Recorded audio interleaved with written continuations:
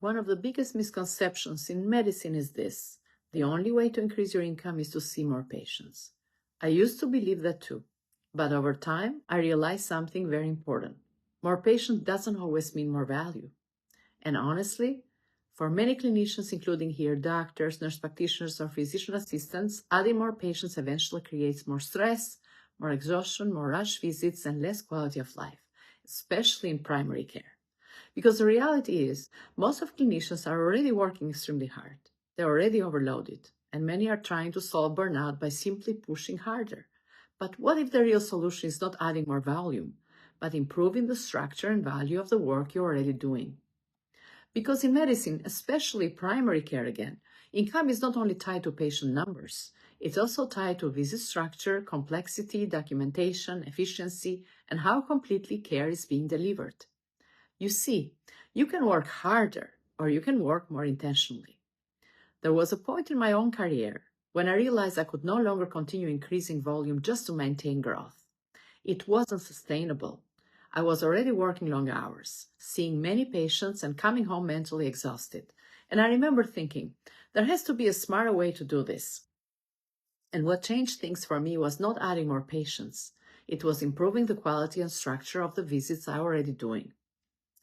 That included things like more complex visits, addressing multiple conditions appropriately, improving documentation, more accurately recognizing visit complexity more clearly, optimizing preventive care opportunities on every single chance I got, reducing inefficiencies during the day, not rushing through medicine, but practicing it more intentionally. And I want to say something very important here. This is not about overtesting. It's not about overcoding, and it's definitely not about treating patients like numbers. In fact, I believe the best financial outcome often happens when patients' care improves. When physicians have more time and all other clinicians more clarity and more structure, they often listen better, document better, and think more clearly. Plus, they provide more complete care. And ironically, sometimes seeing fewer patients but doing deeper, more complex visits can create better outcomes for both physicians, clinicians, and all the patients. Because the ultimate goal should not just be squeezing more patients into the day, but the goal should be building a sustainable medical career. One where you can still earn very well, enjoy medicine, protect your energy, and actually have a life outside work.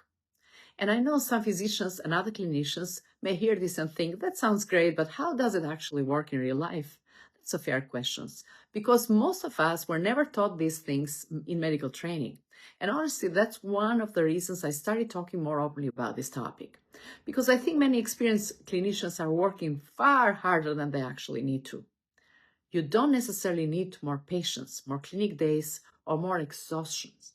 Sometimes you simply need a better structure. That may make a big difference, because success in medicine should not come from sacrificing your entire life. It should come from learning how to practice medicine in a way that is sustainable for both your patients and yourself as well. If you like what you hear and want to learn more on how I escaped burnout and found balance and joy in medicine again, feel free to look at the resources I provided below. Hi, this is Dr. Ghani, wishing you a wonderful career, perfect work-life balance in primary care, a lot of success financially as well, because that's important,